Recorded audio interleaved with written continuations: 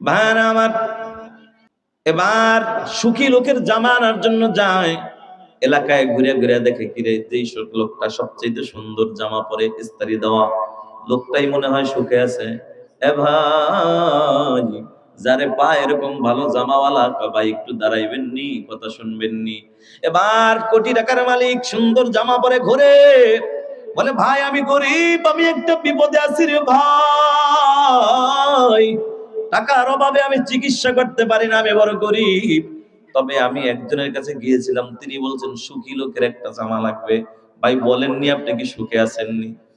না না ভাই, উপরে যদিও দেখো ইস্তারিওয়ালা জামা, সুন্দর জামা, আমার ভিতরটা ভালো নাই, ভিতরটা ভালো নাই, ভিতরে অশান্তি আছে না নাই? এ মুসলমান, এবার খুঁজতে খুঁজতে খুঁজতে খুঁজতে যায় দেখে সবচেয়ে ধনাঢ্য ব্যক্তির কাছে যায়, মনে করছে সেই সুখে আছে। কিন্তু ওই লোকটার ভিতরে যায় শুনছে এমন যন্ত্রণা, চিন্তা করে হায় রে, পাইলাম না, সুখী লোকও পাইলাম না, জামাও পাইলাম না, চিকিৎসাও করতে পারলাম না, মনে হয় আমি চিকিৎসা ছাড়াই মরে যাব। মনটা বড় খারাপ। একটা রাস্তার মোড়ে দাঁড়িয়ে আছে, এবার দাঁড়ায় থাইকা মন খারাপ করে আল্লাহরে কয়, আল্লাহ মনে হয় আমি লোকটা পাবো না, আল্লাহ একটা লোক ব্যবস্থা করে দাও। এদিকে এক কাঠুরিয়া কাঠ কাইটা ঠেলা গাড়িতে নিয়ে আসতেছে। এবার কাঠুরিয়া ওই লোকটারে দেখা মন এবার দাঁড়ায় কয়, ভাই একটু কথা বলার অনুমতি পাবো নি? বলে হ্যাঁ বলো। ভাইরে, তোমার চিন্তা যুক্ত দেখা যায়, মনটা মনে হয় খারাপ, খুব পেরেশানিতে আছো, বলো ভাই বলো, তোমারে কি উপকার করতে পারি? এবার লোকটা দেখা পছন্দ হয় না, তুমি কাটুরিয়া কি আর পছন্দ, কি উপকার করবা?